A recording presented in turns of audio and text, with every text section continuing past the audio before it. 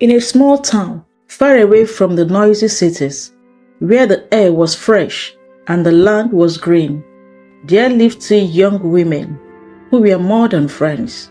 They were like sisters, joined by the heart. Their names were Ada and Ngozi. Ada was calm, gentle, and full of patience. She was the kind of person who could share her last morsel of food with you, even if she was hungry herself. Ngozi, on the other hand, was bold and full of life. She was always the one to talk in the crowd, to make people laugh, and to defend herself without fear. The two of them grew up together in that small town. They fetched water from the same stream, played in the same dusty compound, and even shared the same mats to sleep during childhood. If Ada went to the farm, Ngozi followed. If Ngozi went to the market, Ada carried the basket with her. People in the town used to say, "If you see one, you have seen the other." That was how close they were. When Ada's father died, it was Ngozi who stood by her.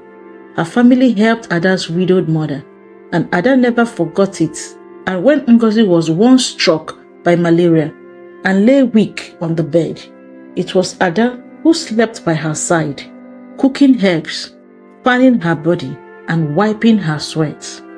Ah, my people, their friendship was like a tree with deep roots.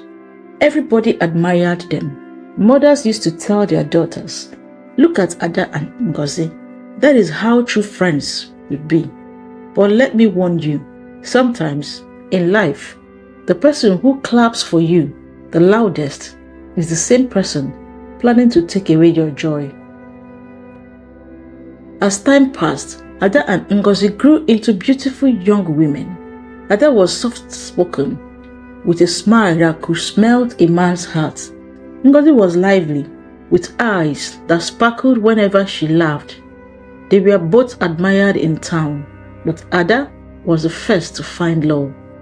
His name was Chike, a tall, hard-working trader who sold yams and rice in the markets. Chike was not only handsome, he was also kind. He always greeted elders. He gave to the poor, and he worked hard from sunrise to sunset. When he saw Ada, he knew she was the woman for him. He started visiting Ada's home, bringing gifts for her mother, carrying heavy firewood on his shoulders for them, and making sure Ada lacked nothing. Soon, everyone knew Chike was Ada's man. Ngozi was there through it all. She would laugh and tease Ada, saying, "Ada, love is sweet though. When you marry Chike, don't forget me. You will be a wife, and I will still be here waiting for my own husband." Ada would hug her and say, "Ngozi, you are my sister. How can I forget you?" On the surface, it looked like happiness was complete, but in Ngozi's heart, a small seed had been planted. At first, it was only a whisper of envy. She saw how Chike's eyes shone when he looked at Ada, how he protected her, and how he treated her like a queen. And slowly, Ngozi began to imagine, what if it was me? What if Chike was mine? One Saturday morning, Ada told Ngozi, "Chike's family will soon come for introduction. I want us to go to the market together to buy clothes. You will help me choose the best." Ngozi smiled and agreed. At the market, Ada chose a simple and beautiful wrapper, red with white pattern, but Ngozi's eyes wandered. She saw a wrapper more dazzling, with golden flowers shining like a sun. She bought it secretly, telling herself, "One day, I too will shine brighter than Ada." Days turned into weeks, and Ngozi began to act differently. Sometimes, when Ada was busy at home, Ngozi would pass by Chike's shop. She would wave, laugh, and stay to talk with him. At first, it looked innocent. After all, she was Ada's best friend. But her laughter grew louder, her compliments sweeter, and her visits longer. Chike thought nothing of it. He was focused on Ada, but tongues in the town started wagging.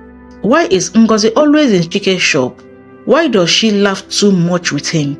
Suspicion began to grow in people's hearts, but Ada, innocent and trusting, refused to say it. One evening, Ada came home dancing. She told Ngozi, "My sister, Chike said he will build a small shop for me. No more hawking oranges under the hot sun. He said I will sell clothes and you will manage the shop with me. We will prosper together." Ngozi smiled on the outside, but inside, her heart was burning. So Ada will marry Chike, have a shop, and still shine more than me. What about me? What do I have? That night, Ngozi could not sleep. She tossed on her bed, anger and jealousy fighting inside her. A few weeks later, Chike invited both Ada and Ngozi to a family gathering. The compound was full of music and laughter. Ngozi dressed in her most beautiful wrapper, the golden one she bought secretly. She made sure she sat close to Chike. When people danced, she rushed to him, holding his hands longer than Ada did. Ada, innocent as always, clapped her hands and laughed, saying, "See my friend, Ngozi, you will dance the whole night." But the crowd saw what Ada did not see. They whispered among themselves, shaking their heads. Soon, rumors began to spread like Harmattan fire. Some said they saw Ngozi and Chike talking secretly in the evening. Others said they saw her entering his shop when the market was closing. Ada, worried, went to her friend. She asked softly, "Ngozi, people are saying things. They say you are too close to Chike. Tell me the truth. My sister, is there anything between you two?" Ngozi pretended to cry. Tears rolled down her cheeks. She held Ada's hand and said, "After all we have shared, how can you believe such lies? They are jealous of our friendship. They want to separate us." Ada, feeling guilty, apologized. She hugged her tightly and said, "Forgive me. I should have known better. You are my sister. I will never doubt you again." And so, Ada hugged her enemy, not knowing she was embracing her own betrayal. After that day when Ada hugged her best friend, believing the lie, the town began to watch them closely. People whispered, "This friendship will soon break. A day is coming when Ada will cry." But Ada did not know. Her heart was pure. She trusted Ngozi too much. Ngozi, on the other hand, had already crossed a dangerous line. She knew what she was doing, but she pretended to be innocent. Sometimes at night, she would think, "Ada trusts me too much. If only she knew what I was hiding. But why should she have everything while I have nothing? If I don't take Chike for myself now, will another chance come?" That was how the devil whispered to her heart. Ada was busy preparing for her introduction ceremony. The day was approaching fast. Chike's family had already bought drinks, palm wine, gifts to show their seriousness. Ada's family was full of joy. Her mother danced every morning, singing, "My daughter will soon marry. God has remembered us." But Ngozi's face grew darker when each passing day. One afternoon, Ada invited her friend to her room. She spread wrappers on the bed and said, "Ngozi, help me choose the best one to wear on the introduction day. I want to look beautiful, but not too proud. You know you are my eyes." Ngozi picked one wrapper and forced a smile, but in her heart she said, "Why should you shine, Ada? Why should you look beautiful for a man that should have been mine?" Envy is a dangerous thing, my people. It eats the heart slowly until love turns to hatred. A week later, another event added fire to the wound. Chike came to visit Ada one evening. He brought a small box with him.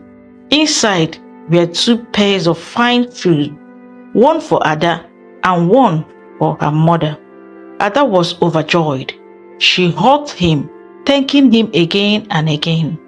But Chike also greeted Ngozi. who was sitting in the corner. Out of kindness, he gave her a small purse he had bought in the market. Ngozi's heart leaped. It was the first time Chike had given her anything directly. She looked at him and smiled in a way that lasted too long. Ada noticed the smile but ignored it. She thought Ngozi is just happy. She is my sister. There is nothing wrong. But to the eyes of others, it was not ordinary. As the days passed, Ada's joy increased. She often told Ngozi, "My sister, I don't know how to thank you. You have been by my side since childhood. When I finally marry Chike, you will be my closest companion. You would help me manage the shop. We will prosper together." Ngozi would nod and smile, but in her heart, she thought, "Manage shop with you? No, I will own the shop myself. Chike will be mine, not yours." She began to secretly meet Chike in the evenings. At first, it was only small conversations. She would stop by his shop when Ada wasn't there. She would say things like, "Chike, you are such a good man. Ada is lucky to have you." Chike would laugh and thank her, but slowly her words grew bolder. She began to say, "If Ada was not my sister, maybe I would have been the one to marry you." At first, Chike brushed it off, thinking she was joking, but Ngozi kept planting the seed. She flattered him, praised his strength, his hard work, his kindness. She even compared him to other men in the village, saying none could stand beside him. And Chike, being human, began to feel proud. He began to look at Ngozi differently. One evening, a neighbor saw them talking too closely in the dark corner of the market. She ran home and told Ada's mother. The old woman called her daughter and said, "Ada, open your eyes. That friend of yours, Ngozi, is not clean. People are saying she is moving too close to your man." Ada's eyes filled with tears. She said, "Mama, please don't say that. Ngozi can never do that to me. She is my sister. We grew up together. She's only helping me." But her mother shook her head. A dog that will bite does not show its teeth early. Be careful, Ada. Ada's heart was troubled, and she put the thought aside. She believed too much in friendship. Then, the day of the introduction ceremony finally arrived. The compound was decorated with palm fronds. Women pounded yam in large mortars, sweat shining on their foreheads. The smell of the soup filled the air. Drummers beat their drums. Singers lifted their voices. The whole place was alive with joy. Ada, dressed in her finest wrapper, her head tied with knits. Her hair tie was neat. Her beads shone on her neck, and her face glowed with happiness. Her mother wiped tears of joy from her eyes. "My daughter is finally going to have her house," she said. Ngozi too was dressed. She wore her golden wrapper, the one that shone like the sun. She danced and smiled, acting like the happiest friend in the world. People admired them, saying, "These two friends." Even on Ada's big day, Ngozi is shining by her side. But behind her smile, Ngozi's heart was boiling. Chike and his family arrived with drinks, palm wine, yam, and gifts. They were welcomed with songs and laughter. The ceremony began. Just as they were about to present the wine for Ada to drink, a shout came from outside. A small boy ran into the compound, panting. "Ngozi is missing! Ngozi is missing!" he cried. Confusion filled the compound. People dropped their food. Women stopped dancing. Men rushed out. Ada was alarmed. She left her seat, forgetting she was the bride-to-be, and joined the search. They looked everywhere. They called her name. The drum stopped beating. The compound was filled with noise and fear. Hours passed. Then suddenly, Ngozi appeared, holding hands with Chike. The crowd gasped. Ada froze. Her knees weakened. Chike stepped forward, his voice shaking. I am sorry, but I cannot continue with this. I have made my choice. The woman I want is Ngozi. The ground seemed to open. Ada's heart broke into pieces. She fainted on the spot. Women screamed, men shouted, children cried. The whole compound turned into chaos. Her best friend, her sister, the one she trusted with her life, has stolen her husband-to-be right in front of everyone. My people, is this friendship? Is this love? Or is this the worst kind of betrayal? When Chike held Ngozi's hand and declared before the whole world that he had chosen her, the compound broke into confusion. Women screamed, men shouted, old people shook their heads. Ada lay on the ground, fainted. Her mother knelt by her side, weeping, fanning her face, crying. Ada, my child, open your eyes. But Ada's world had already shattered. The music stopped. The drums became silent. The food on the fire was forgotten. Guests left in anger and shame. Some cursed Ngozi, some cursed Chike, but others only shook their heads, saying, this is what happens when a snake lives too close to your bosom. Ada woke later in her room. Her head was heavy, her eyes swollen with tears. She looked around and saw her mother sitting beside her, weeping silently. Mama. Ada's voice was weak, almost a whisper. Her mother held her hand and said, my daughter, what happened today has never been seen before, but wipe your tears. No man is worth your life. Ada wept again. Mama, how could she do this to me? Ngozi, my sister, my friend, the one I trusted with everything. Her mother shook her head slowly. This world is dark. Sometimes the one you call your sister is the one sharpening the knife behind you. Meanwhile, Ngozi and Chike had disappeared. They did not even stay to face the shame. They left the compound hand in hand, ignoring the curses and whisper. By the next week, news spread across the whole town. Chike had broken his promises to Ada and was now living with Ngozi. Some people laughed and said, love is blind. Others said, Chike is foolish. But most people pointed at Ngozi, saying, how can a woman destroy her own sister's joy? That is wickedness of the highest order. But Ngozi did not care. She walked around with her head held high, as if she had won a great prize. She wore fine clothes. She smiled in public. She followed Chike everywhere. She believed she had won. Ada's life became full of shame. When she walked through the market, women whispered behind her. Some pitied her, some mocked her. See her, they said. Her best friend had taken her man. Ah, if it were me, I would never forgive. She must have been blind not to see it coming. Ada heard it all, but she kept quiet. She no longer laughed, no longer smiled. She locked herself indoors, refusing to eat, refusing to see anyone. Her mother begged her, my daughter, please don't kill yourself with sorrow. Men come and go, but your life is more important. Don't give your enemy the joy of seeing you destroyed. But Ada's heart was heavy like a stone. One night, when the moon was shining bright, Ada sneaked out of her house.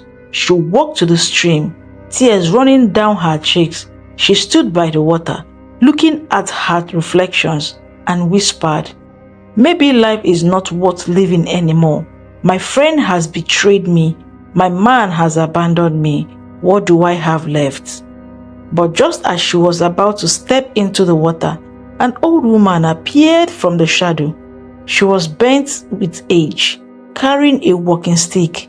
Her eyes were sharp, as if they could see through Ada's soul. Child, the old woman said, Why are you here weeping?" She knelt and cried, "Mother, I have lost everything. My best friend stole my husband-to-be. I have no reason to live." The old woman lifted her stick and tapped the ground. "Foolish child, do you think life ends because of betrayal? Listen to me. Fire does not destroy gold. It only purifies it. Your pain today is the fire that will shape your tomorrow. Go home, live. You will see the downfall of those who betray you." Ada wiped her tears. Something in her heart calmed. She stood up slowly, bowed to the old woman, and returned home. From that night, Ada decided to live again. But what about Ngozi? At first, life seemed sweet for her. Chike treated her like a queen. He bought her wrappers, beads, shoes. He opened a small shop for her in the market. She laughed loudly, making sure Ada could hear her voice when she passed by. Sometimes, she even mocked Ada openly. Once, she saw Ada buying palm oil and said, "Ada, my sister, don't worry. If you ever need help, come to me. I will tell Chike to give you something." Ada only looked at her and kept quiet. The town shook their heads. They said, "Ngozi has no shame. She has eaten salt and forgotten her tongue."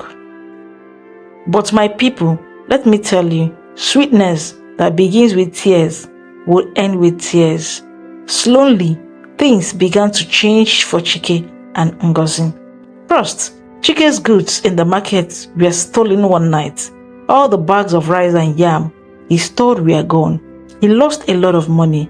Then customers stopped coming. People began to avoid him. Some said they could not trust a man who betrayed his word. Others said they did not want to be associated with someone who broke a woman's heart so openly.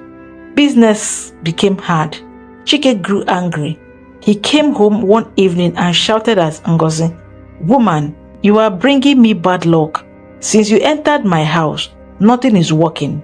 Ngozi was shocked. She cried and said, "But I left everything for you. I chose you over Ada. How can you say I bring you bad luck?" But Chike did not care. His anger grew day by day. Ngozi also noticed something else. The love she expected was no longer there. Chike no longer looked at her with tenderness. He no longer brought gifts and laughed with her. He began to stay out late, drinking palm wine with friends, coming home smelling of alcohol. Sometimes when Ngozi asked him where he went, he slapped her. My people, Ada's mother used to say, "What begins with betrayal will end with bitterness." And indeed, Ngozi's sweetness was turning to poison. Meanwhile, Ada slowly rose again. She started selling palm oil in the market. Small at first, but she worked hard. People admired her courage. They came to buy from her, not only because of her goods, but also because they pitied her and respected her strength. Her business grew. She began to smile again. She even sang sometimes, though her voice still carried the pain of betrayal. Men started to notice her once more. Suitors came, asking for her hand in marriage. But Ada was very careful. She said, "I will wait. I will not rush again."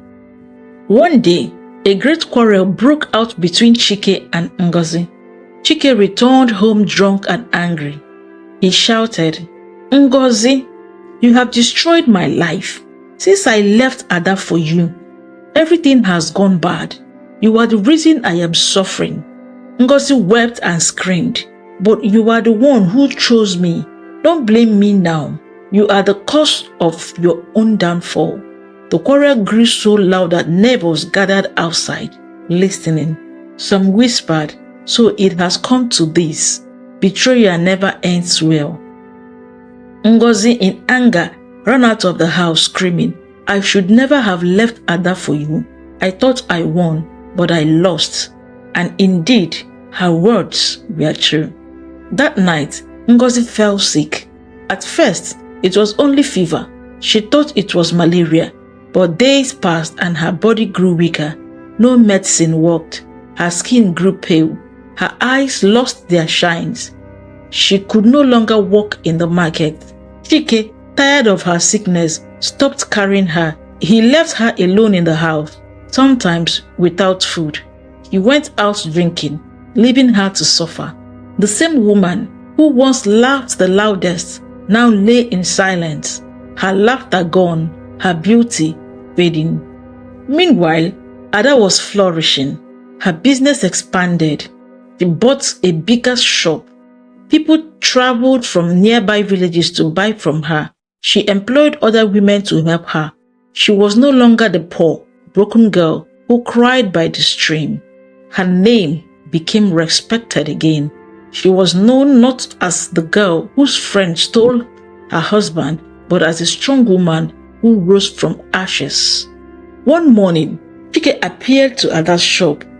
His eyes were swollen, his clothes dirty, his face full of shame. He knelt before Ada in the middle of the market and said, "Ada, forgive me. I made a terrible mistake. I should never have left you. Please, take me back." The whole market gasped. Women stopped pounding yam. Men stopped bargaining. Children stopped playing. All eyes turned to Ada. What would she do? Would she forgive him? Would she take him back? Would she take back the man who broke her heart and chose her enemy? Ada looked at him for a long time. Then she shook her head slowly and said, "Chike, you chose your path. Remain there. I have moved on. I will never go back to the one who betrayed me." The market erupted in applause. Women clapped their hands. Men nodded in respect. Ada has spoken with wisdom. And Chike, he hung his head in shame and walked away. But what about Ngozi? She was lying sick in her house, weak and broken. When she heard what happened at the market, she wept bitterly. Ngozi realized she had lost both friendship and love. She had destroyed her sisterhood with Ada, and now even Chike no longer wanted her. The same people who once admired her beauty now shook their heads and said, she destroyed her friend's life, but in the end, she destroyed herself. Ngozi lay on her mat, sick and wasted.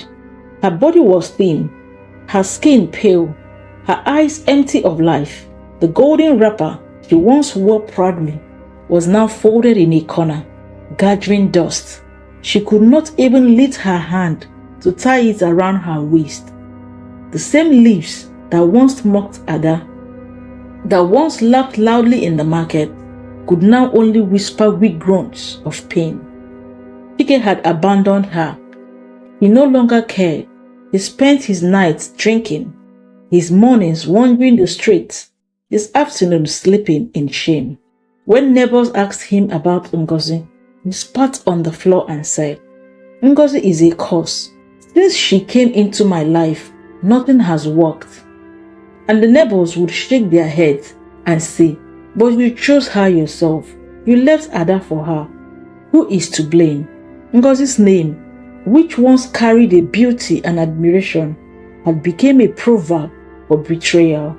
Mothers warned their daughters, "Do not be like Ngozi, the friend who stole and destroyed." Meanwhile, Ada's life was shining brighter than the morning sun.